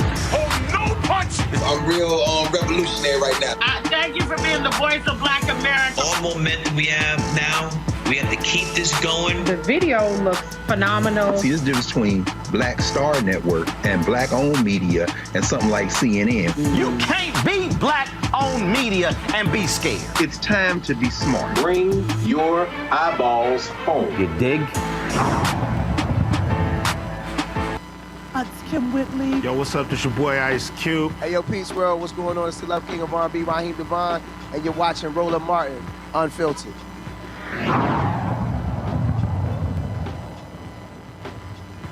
All right, folks, St. Louis Circuit Attorney Kim Gardner, she's asked a court to set aside Christopher Dunn's first-degree murder conviction after witnesses who testified against him later said authorities had pressured them to lie.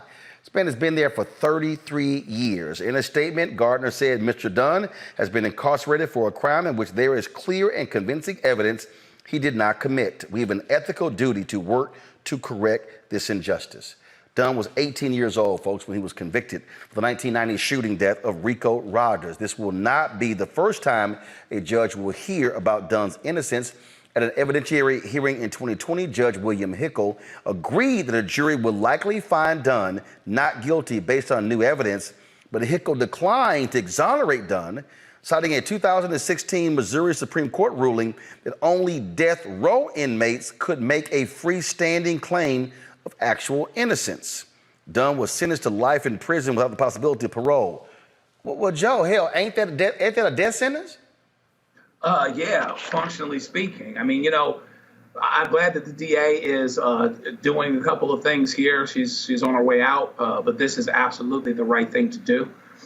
He's been in jail for 33 years. And so you can only think of how many people are not getting this moment, are not getting this opportunity. We create this farce of safety through incarcerating people, but you incarcerate the wrong people. You use eyewitness evidence, you pressure witnesses into saying what you need them to say, and then they go away, you know? And so how many brothers, particularly brothers, are in jail because they basically checked a box? They're in the wrong place at the wrong time, and the DA or whoever it was, or the officers, decided that this would be the one to help them check the box, close it up, wrap it up in a bow, and forget about it, lock them up and throw away the key. How much has this actually happened? And it should be, and they're hopeful that they'll get this resolved, but it should be that if you're getting something wrong, it shouldn't just be the person that's on death row that you can reverse. It should be also the person that's doing life that you should be able to reverse. If it's the right thing to do, it's the right thing. But I believe that there is this fear, this underlying fear, that if you really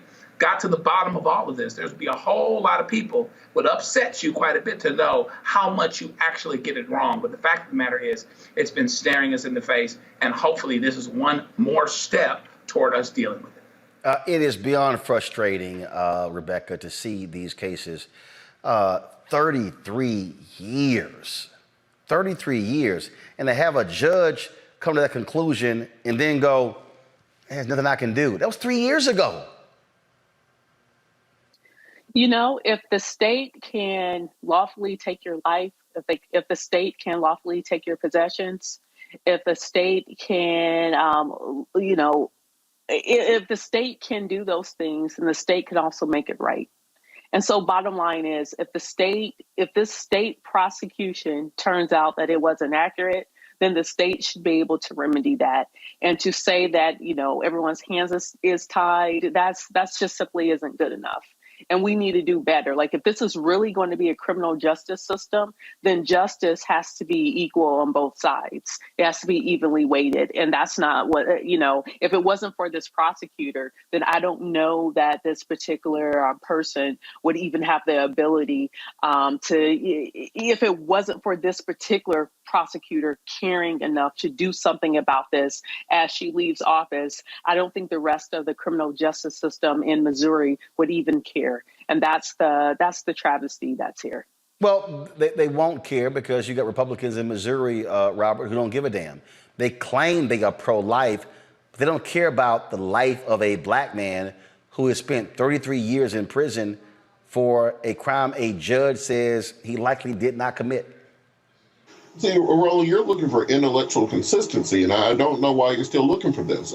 Just take the example we used earlier about the MAGA saying they want to defund the DOJ. They want to shut down the FBI because of the mistakes in the Trump investigation. Well, if that's the case, then shouldn't we be doing that for every single one of these situations where a man like this is incarcerated for the majority of his life? Because of a crime that he didn't commit? Shouldn't we be devoting national, federal resources to ensure that we can go through convictions on a nationwide basis, find the incorrect ones, and release those people from prison? That just seems like something we should be doing. We shouldn't have to depend on outside organizations like the Innocence Project and the benevolence of progressively minded prosecutors to have justice in this country. We need to put pressure on our federal government to go through and right the wrongs of the past. There are still people.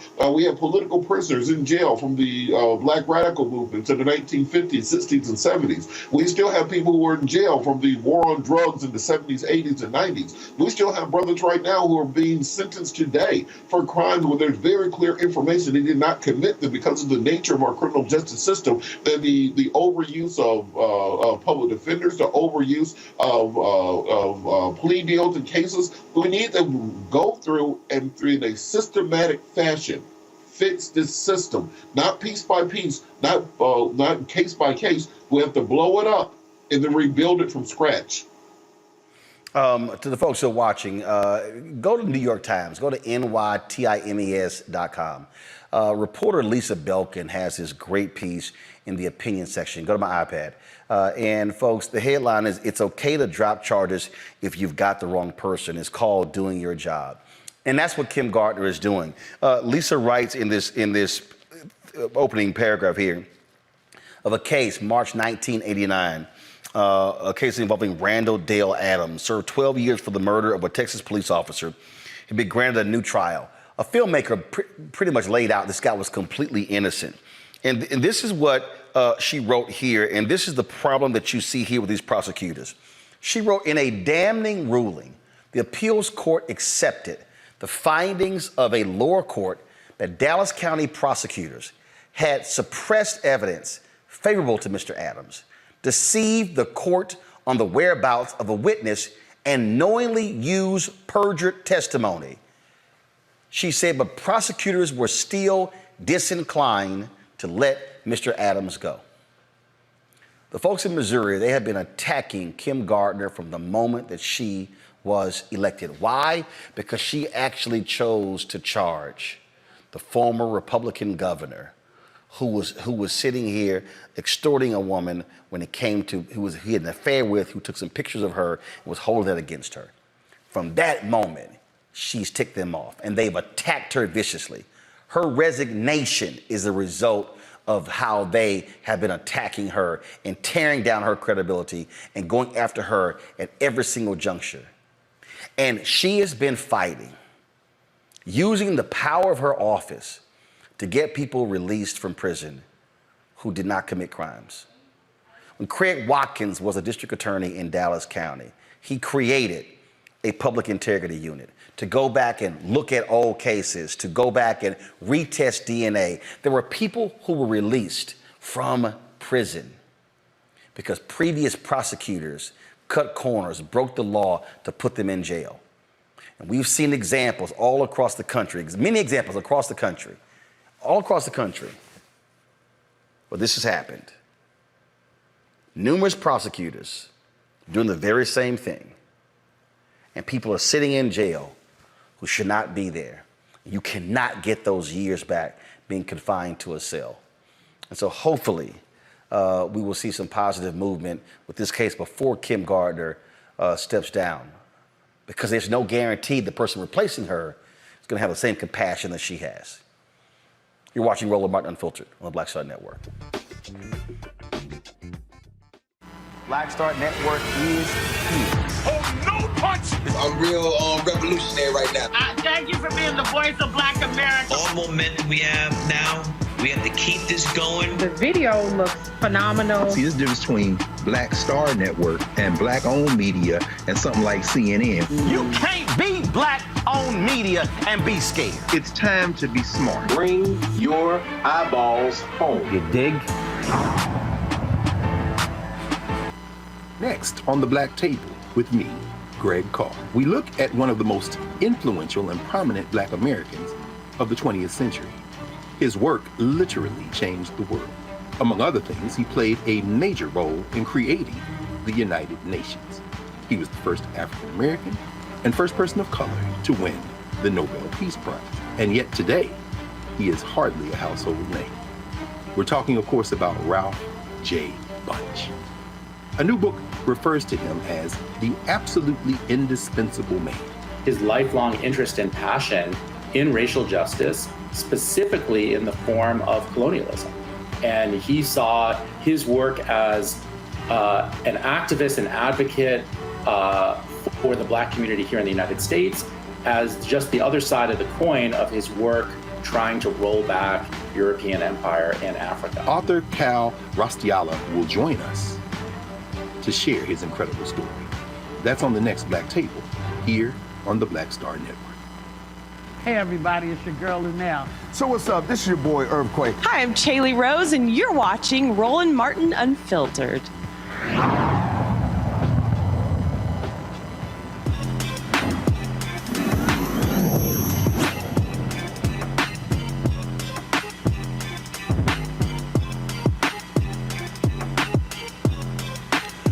Are you aware that Black indigenous communities that actually purchase items with plastic lack access to recycling areas, live in what are called hot zones for waste incineration, and are more exposed to the toxic chemicals that leak from plastics during use into the air, land, and waterways when those plastics are buried or burned? Well, a Black entrepreneur has created Pivet Plastic.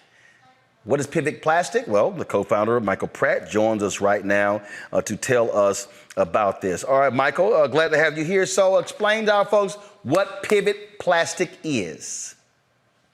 Hey, Roland, thanks for having me back. Pivet Plastic simply is a material that rapidly degrades when it goes into a landfill. Essentially, you mentioned it already earlier, but in general, plastic takes 400 to 500 years to even begin degrading when it's thrown away and when it's sitting in landfill. And so my co-founder Will and I worked on a material that we have called Pivet Plastic that allows plastic to self-cycle. And what we mean by that is simply that if you do not recycle one of a Pivet product made of our plastic, when it enters landfills, it'll rapidly degrade in 3 to 5 years. We've gone and had it third-party tested by a company by the name of Intertech, global testing facility, who've given us the highest level award possible, a Green Leaf Award for our product, because it rapidly degrades in 3 to 5 years.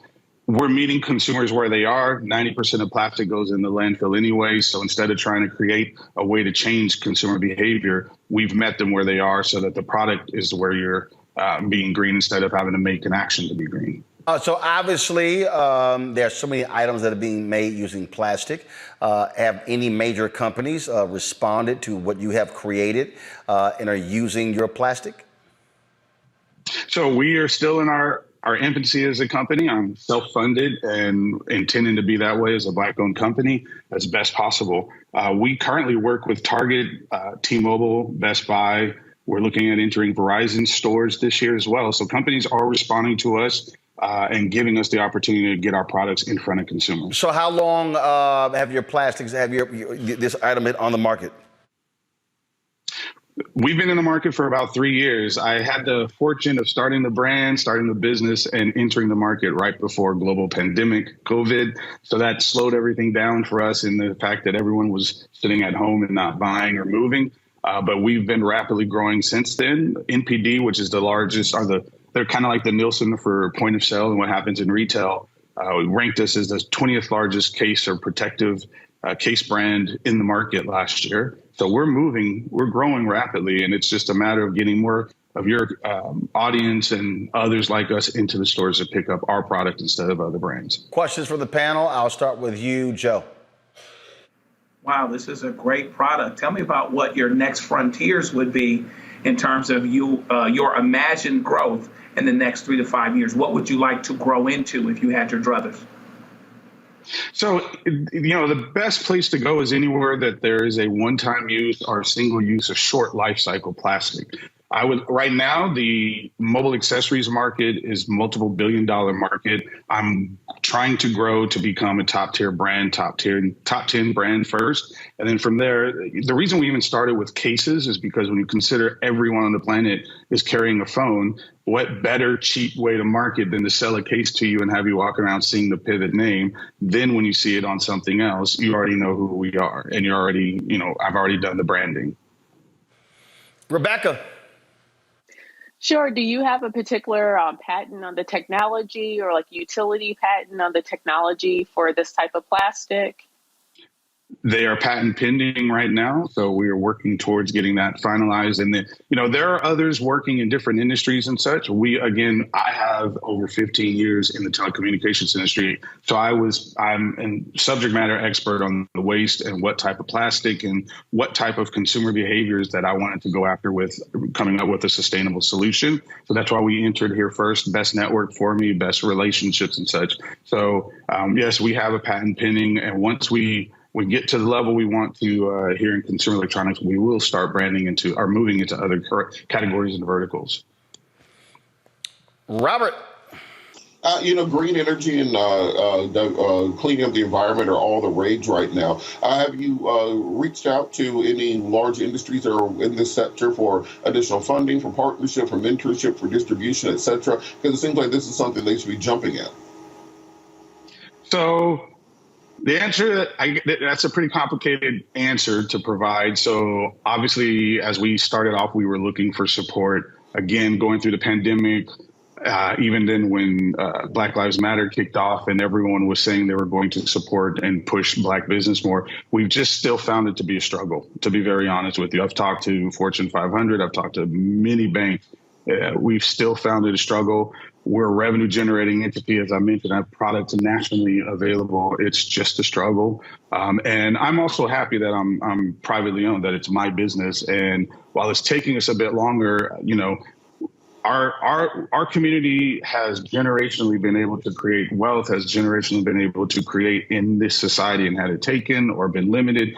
I'm trying to build a business in an industry that there aren't many Black-owned companies, and then trying to then use that to help inspire others to do so. So while I would love money from others and I would love to be able to grow faster through the support of other money, I'm kind of happy doing it the way I am right now as well, because it's mine, it's ours, and it's something that I can look to use as an example for others.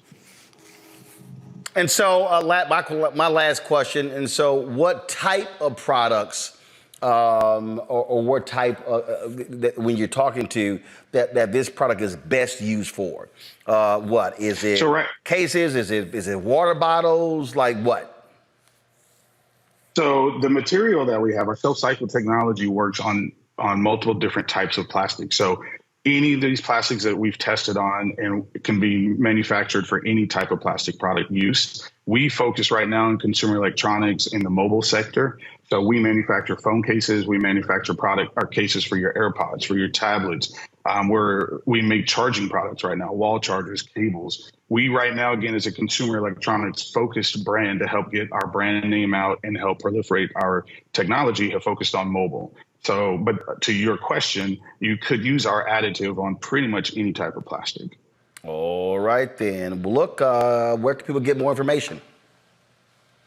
You can go to mypivet.com. That's mypivet.com to see our product.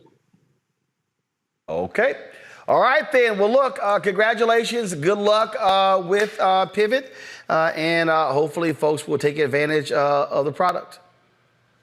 I appreciate you having me on. Thanks so much, Roland. All right. Thanks a bunch. I'm going to thank Rebecca, Joe, and Robert for being on our panel today. But before we go, let me do this here. So go over here. Here we go to Wyatt. Carol, come on here. Carol, come on here. Don't be saying what the hell. Come on out here. Carol, come on. Don't be saying what the hell. All right, y'all. So y'all may not realize that when you work on our show, you actually, first of all, everybody can't get one of these, so you got to actually be here at least a year. Carol, where you going? Back over here. Where the camera is, Carol. You should know where the damn camera is. All right, so Carol joined us May of last year. Was it May of last year? No, 2 years ago. It was 2 years ago. Okay, it was 2 years ago? 2 years ago on my birthday. When was that? May 20th. May 20th. Okay, all right. I thought it was last year. All right, so anyway, y'all, go where? All right, right there? Okay, cool. All right, just go to the camera right here. Just stay right here. So here we go. So y'all, Carol's jacket is in, and so this is her Rollerbar Unfiltered jacket. You know how we do it. You got your name on it and everything like that. And so boom was right there. So it just came in today. So actually I think it came in before this here, but Toy is slow as hell. She just mailed it. It arrived at my house today. And so Carol, there you go with your unfiltered jacket. And it's DC weather. You might be able to wear that damn thing home because this weather is so stupid. You know, we should be dealing with summer weather right now, but it's still chilly. Don't make no damn sense. We still wearing jackets and sweaters. So there you go, Carol. Thank you. All right, back to the control room. Okay. All right, she like, what the hell he calling me out here for? All right, so y'all, that's it. We got to get out of here and go. So look, I appreciate all of y'all for checking us out, supporting us in what we do. Of course, we're all about, covering the news that matters, cover the news that matters, and so your support is critical. So first and foremost, do me a favor, download our app, Black Star Network app, Apple phone, Android phone, Apple TV, Android TV, Roku, Amazon Fire TV, Xbox One, Samsung Smart TV. You can also support us in what we do by supporting us by watching Amazon News. We're on the Amazon Fire platform. Watch us on the Amazon News. Also, contribute to the Bring the Funk fan club. Your dollars make it possible for us to cover the news, to pay our staff, to pay all the stuff that costs, the studio space, you name it. None of this stuff is free, y'all. And so send your check and money orders, P.O. Box 57196, Washington, D.C. 20037-0196. Cash App, $RM Unfiltered. PayPal's R Martin Unfiltered. Venmo is RM Unfiltered. Zelle, Roland at RolandSMartin.com. Roland at RolandMartinUnfiltered.com. And of course, get the book, White Fear, How the Brownie of America is Making White Folks Lose Their Minds. Available at bookstores nationwide, Amazon, Barnes & Noble, Books A Million, Target. You can also download your copy on Audible. I'll see y'all tomorrow right here on The Blackest Show out here. Holla! Black Star Network is here. Oh, no punches! I'm real revolutionary right now. Support this man, Black Media. He makes sure that our stories are told. Thank you for being the voice of Black America, Roland. Hey, Black, I love y'all. All momentum we have now We have to keep this going. The video looks phenomenal. See, this difference between Black Star Network and Black-owned media and something like CNN. You can't be Black-owned media and be scared. It's time to be smart. Bring your eyeballs home. You dig? Pull up a chair, take your seat. The Black Tape with me, Dr. Greg Carr, here on the Black Star Network. Every week, we'll take a deeper dive into the world we're living in. Join the conversation only on the Black Star Network. Hi, I'm Dr. Jackie Hood Martin, and I have a question for you. Ever feel as if your life is teetering and the weight and pressure of the world is consistently on your shoulders? Well, let me tell you, living a balanced life isn't easy. Join me each Tuesday on Black Star Network for A Balanced Life with Dr. Jackie. We're all impacted by the culture, whether we know it or not. From politics to music and entertainment, it's a huge part of our lives, and we're going to talk about it every day right here on The Culture with me, Faraji Muhammad, only on the Black Star Network. I'm Deborah Owens, America's Wealth Coach, and my new show, Get Wealthy, focuses on the things that your financial advisor and bank isn't telling you, but you absolutely need to know. So watch Get Wealthy on the Black Star Network.